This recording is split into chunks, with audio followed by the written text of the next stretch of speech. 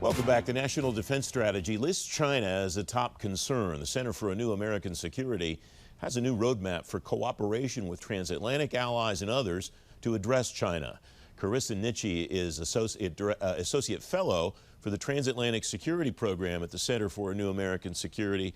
Carisa, welcome. Thanks for coming on the program. You have 6 principles that you're proposing in this work. We don't have time to talk about all 6, but I would like to take you to number 2 of your concerns. First one's act with urgency. Number 2 is aim for coordinated, if not common, policies. With whom, Carisa? Yes, so the key message of this report is that we have to bring in our European partners. It's a precondition to be successful in a great power competition with China. So most of what we're recommending in this second principle about acting with coordinated, if not common policies, look, recently Europe has mentioned that they might consider the Sinatra Doctrine for this particular competition, that they might go at it alone. And this is no surprise. The United States has spent 4 years going it alone on the China competition. So what we're calling for here is to bring together the transatlantic partners to compete with China. And we might not agree on everything. Our policies might not be exactly the same, but they should definitely be coordinated with our European allies.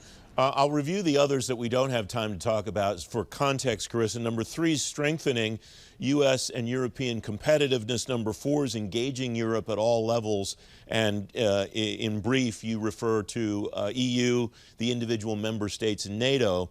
And that takes us to number 5, and that's expanding beyond the transatlantic players. There are a number of constructs that already exist. The Five Eyes concept has existed for a long time. Secretary Pompeo has recently talked about the Quad that encompasses the United States, Australia, India, and Japan. Are those the kinds of constructs that you're talking about, or something different?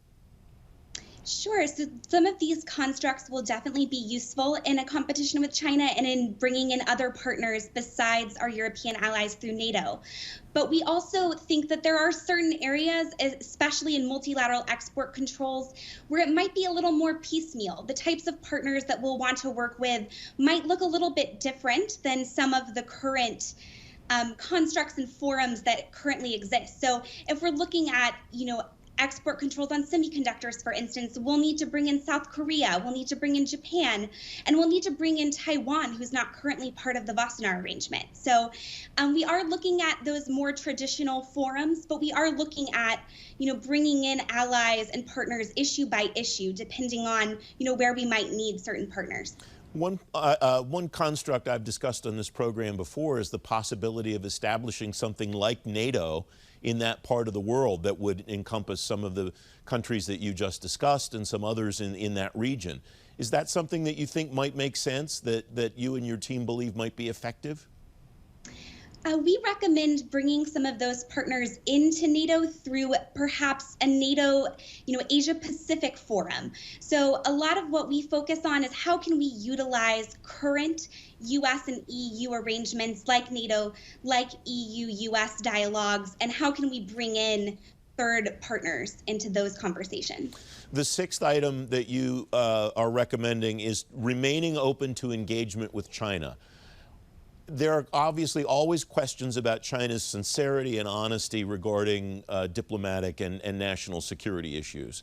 What does that engagement look like? Is that a trust but verify model? Or how exactly can we be confident if we were to reach some kind of agreement with China about anything?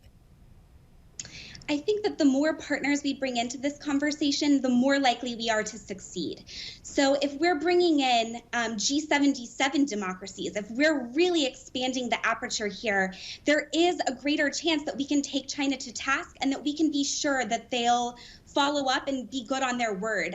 For example, if we look to the World Intellectual Property Organization's recent contest for Director General, we saw that it was a massive success to bring in G77 democracies to put forward a Singaporean candidate to contest the Chinese candidate. And I think that this is one example of when we widen the aperture and we bring in our other partners, that we can be more sure that we'll take China to task. But one thing that's critical here is we cannot have a single partner who has a different perspective on this. We have to all act in lockstep, because just, one crack is enough to provide a window or an opening for China.